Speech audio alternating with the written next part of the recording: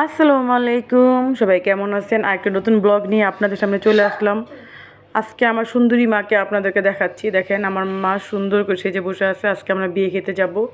আর এইদিকে আমি তাদেরকে ভিডিও দিয়ে দেখাচ্ছিলাম বলে তারা মুখটাকে লুকায় রাখছে। সবাই যাব আর আমি কিন্তু খুব সিম্পলি জামা পরে যাচ্ছি, কিন্তু যে পরিমাণ গরম আমার একদম মানে এত গর্জিয়াস জামা ভালো লাগে না। আসলে এটা ঘরোয়াভাবে, তো বিয়েটা হলো একটু ঘরোয়াভাবে হবে, এর জন্য আর বেশি কোনো মানে গর্জিয়াস কোনো ড্রেস পরি নেই, নর্মাল ড্রেসই পরছি। তবে যে সিএনজিতে বসে আছে, আজকে ড্রাইভারের ছুটি, ড্রাইভার আসে নাই, তো আমরা সিএনজি দিয়ে যাচ্ছি। তো গাড়িতে বসেছিলাম, এই যে দেখেন আমি বসে আছি, গরম একদম অনেক গরম আর খুব খারাপ লাগতেছিল। তো এই যে আমার মেয়েও আছে, সে আবার ক্যামেরাতে বলছে আম্মু আমাকে ক্যামেরাকে দেখায়ও না, সে পছন্দ করে না ক্যামেরাতে আসার জন্য। তো আমরা বসে আছি, এই যে আবার সিএনজি ছেড়ে দিছে, তো একটু বাতাস লাগতেছিল। আর এখন আসলে কি আর ভাল লাগে না, মানে সিএনজি দিয়ে কোথাও যেতে, মানে ফ্যামিলি বড় হয়ে গেছে, একটু মানে চাপাচাপি হয় আর কি। আর ক্যান্টনমেন্টে উবারটা একদমই পাওয়া যায় না। তো আমরা চলে আসছি, এই যে বাসায় ঢুকলাম, বাসায় একটু ভিডিও করলাম। আমার ছেলে দেখেন সবাই একদম বিয়ে বাড়ির ঘর একদম উল্টা পাল্টা হয়ে আছে আর কি। তা আম্মা আবার আইসে তার ভাইয়ের বউর সাথে সাক্ষাৎ করতেছে, কথা বলতেছে। আর আমার সবাই বসে, আমরা সবাই খুব ক্লান্ত, কারণ সিএনজিবিতে খুব গরম ছিল, মানে ডায়াবেটিস, আমার বাচ্চারা খুব ক্লান্ত হয়ে গেছে, মানে স্ট্রোকটা চোখে চোখে দেখেন। এই যে দেখেন আমার লিলিপুট ফ্যানের কাছে দাঁড়ায় আছে, বাতাস খাচ্ছে। কখন যে কাকে অসুস্থ করে কাকে সুস্থ করে এটা আল্লাহ ছাড়া কেউ বলতে পারে না। এর জন্য সবসময় বসেছিলাম, তার কতক্ষণ পরে আলাপ গল্প সব করা শেষ, এখন খাবার দিবে আমাদেরকে। খেলাধুলা করতেছে, বিয়ে বাড়িতে তো অনেক ব্যস্ত বাড়ি, কে যে যার মতোই থাকে, এটাই স্বাভাবিক। আমি আবার মানে ছেলেদের ভিডিও করতেছিলাম, যে দুষ্টুমি করতেছে, আমি তার ভিডিও করতেছিলাম, আমি এটা আমাকে একটু দেখাচ্ছিলাম, তুমি আমি একসাথে ভিডিও করি। তারা বলতেছে ওকে হাই বলে দাও, তো আবার হাই বলতেছে, সবাইকে সালাম দাও। তো সে কথা বলছিল, তার খাবার ছিল, প্রচন্ড ক্ষুধা লেগে গেছে। আমরা সকাল সকালে চলে আসছিলাম, সকাল 11টা বাজে প্রায়। তো এই যে আমাদের খাওয়া দাওয়া দিছে, একটু ফ্রুটস দিছে, খিচুড়ি দিছিল, আপনার মুরগির মাংস দিয়ে খিচুড়ি রান্না করছে, মিষ্টি গ্রাম থেকে নিয়ে আসছিল মামারা, মিষ্টি দিছে।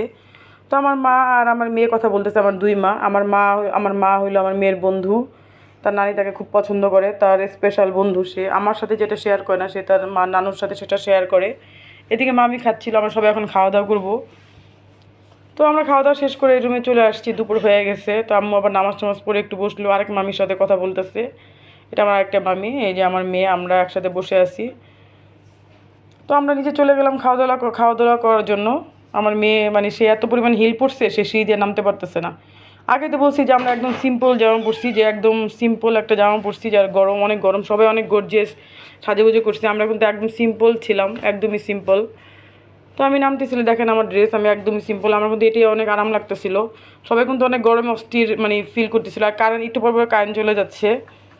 তো আমারই খুব আরাম লাগতেছিল, আমি একদম ঘরোয়াভাবে ড্রেস পরছি, যেহেতু এই বিয়েটা একটু মানে ঘরোয়াভাবে হচ্ছে, এর জন্য আমি বেশি কিছু পরি নাই, কিন্তু দেখি যে না, ভালোই বড় করে অনুষ্ঠান করছিল। তো আমি এখানে চলে আসলাম, এখানে জামাই চলে আসছে, ওই দেখেন জামাই বসে আসছে, আমি একটু ভিডিও করতেছিলাম, বড় পক্ষেরা খাওয়া দাওয়া করতেছে। তো এখানে জামাইরা বসে আছে, আমি ওদেরকে একটু ভিডিওতে দেখাচ্ছিলাম। বয়স একদম কম আসলে, এখন মনে হয় 18-20 পড়লে মনে হয় সবাই বিয়ে দিয়ে দেয়, এরকম একটা অবস্থা। তো আমরা খাওয়া দাওয়া করতে চলে যাব, আমরা বসে, যে আমাদের জন্য চেয়ার খালি করে রাখছে মামারা, আর এত পরিমাণ ভালোবাসছিল মামারা, সবাই অনেক ভালো, সবাই খুব সুন্দর করে আপ্যায়ন করছে আমাদেরকে। তো এইদিকে বউ চলে আসছে, অনেকে একটু ভিডিওতে নিলাম, খুব সুন্দর লাগতেছিল মাশাল্লাহ। ওদের নতুন জীবন সুখের হোক, এটাই দোয়া করি। আর খুব ভালো, এটা আমার কাজিন হয়, আম্মুর খালাতো বোনের মেয়ে, আমারও কাজিন।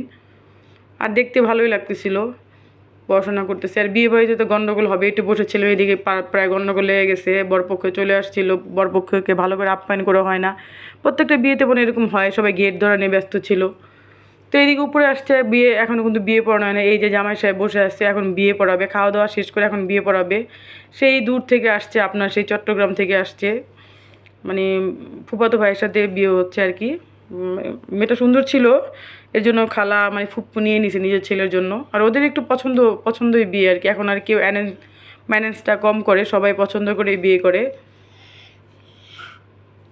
তো এই যে দেখেন বর বসে আছে, আর ওরা দুষ্টামি করতেছিল বরের সাথে। তা আমি একটু ভিডিও তো ওদেরকে মানে দেখাইলাম আপনাদেরকে, ভিডিও করছি, যেহেতু বিয়ে বাড়ি ভিডিওটা করব। তো সবাই বরের সাথে দুষ্টামি করতেছিল, বরকে এটা খাওয়াচ্ছিল, বরের গায়ে একটু হলুদ দিচ্ছিল, আবার মানে দুষ্টামি করতেছিল। তো যাক মাশাল্লাহ, যাই আলহামদুলিল্লাহ, ওদের পছন্দ। সবাই মজা করতেছিল। এখন কাজী আসবে, এখন কাজী বিয়ে পড়াবে, মেয়েকেও নিয়ে আসা হচ্ছে। আমরা মেয়েকে নিয়ে আসতে যাচ্ছিলাম, এখন এখানে বিয়ে পড়ানো হবে। তো মেয়ের মা তো অন্ধ, সে চোখে দেখে না, সে কিছুই ফিল করতে পারে না। সে বলে যে আমি তো কিছুই দেখি না, আল্লাহ আমাকে এরকম সময় করলো, আমার বড় মেয়েটাকে আমি বিয়ে দিতেছি কিন্তু আমি দেখতে পারতেছি না। ওই যে মামি পাশে বসে আছে, একদম সুস্থ মানুষ, সে অন্ধ হয়ে গেছে, মানে চোখে প্রেশার স্ট্রোক করে চোখ দিয়ে গেছে। তার খুবই মন খারাপ, তার মেয়ের জামাইটা দেখতে পারতেছে না। তো এদিকে বিয়ে পড়ানো যায়, যে বর আর কনে বিয়ে পড়ানো হচ্ছে। তো কাজী যা মানে মানে আমাদের যেরকম নিয়ম করে বিয়ে হয় আর কি, সেটাই কাজী সবাইকে দোয়া দরুদ পড়াচ্ছে, তাদেরকে কবুল বলার জন্য বলতেছে। আর সবাই একটু বড় একটু চিৎকার দিচ্ছিল, আলহামদুলিল্লাহ কবুল, সবাই কবুল বলেন। আমি বললাম সবাই কবুল, সবাইকে আর বিয়ে করবে, সবাই কবুল বলবে। তো মজা করতেছিল আর কি।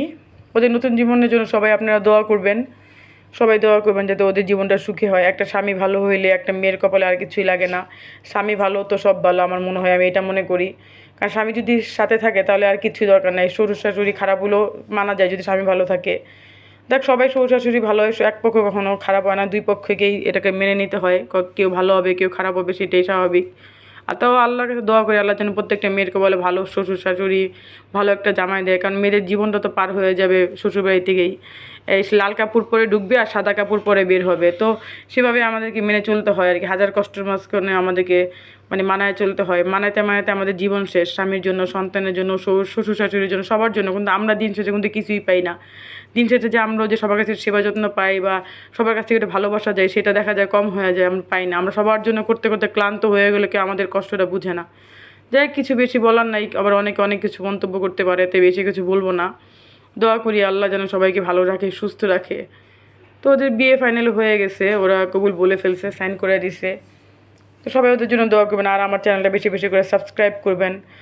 আপনাদের সাবস্ক্রাইব করলে আমরা আগে যাব, প্লিজ বেশি বেশি করে সাবস্ক্রাইব করবেন। আমরা এত কষ্ট করে ভিডিও বানাই, কোনো কিছু খারাপ হলে সেটা ক্ষমার দৃষ্টিতে দেখবেন। তো মেয়ের বাবা মানে মেয়েকে উঠাই দিচ্ছে ছেলের হাতে, যাতে তার মেয়েটাকে ভালো রাখে। সে বলতেছে যদি কষ্ট হয় আমার মেয়েকে আমার কাছে দিয়ে যাও, কিন্তু কখনো টর্চার করো না, মারধর করো না, খারাপ লাগবে সেটাকে তুমি ওকে বুঝাই নিও, বয়স কম। এই যা যা বলে আর কি সচরাচর সেগুলোই বলা হচ্ছে। তো ওর বিয়ে দেখে আমার মেয়ের কথা, আমারও তো দুটা মেয়ে আছে, আমার ওদের কথা মনে পড়ে গেল আর কি। খুব কষ্ট লাগলো যে একটা সময় হয়তো আমি আমার মেয়েদেরকে এভাবে বিদায় করে দিব। যাক, বলা যায় না কে আগে বাঁচে কে মরে বা কে বেঁচে থাকে। আল্লাহ সবাইকে নেক হায়াত দান করুক। হায়াত মত সমস্ত আল্লাহর হাতে। আমি যেন আমার মেয়ে দুটাকে ভালো একটা ছেলের হাতে উঠাই দিয়ে যেতে পারি। তো সবাই ওদের জন্য দোয়া করবেন, আমার চ্যানেলটা সাবস্ক্রাইব করবেন। তো আজকে এই পর্যন্ত, আল্লাহ হাফেজ, সবাই ভালো থাকবেন, সুস্থ থাকবেন। আসসালামু আলাইকুম।